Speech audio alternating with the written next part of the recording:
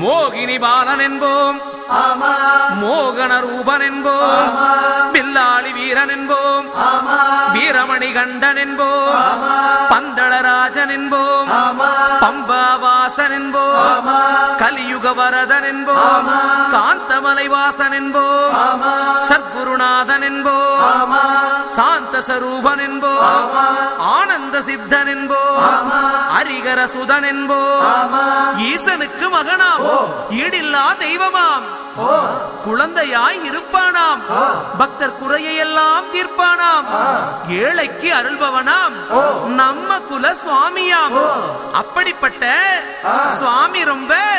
சிறுசையா, ஆனா சக்தி ரொம்ப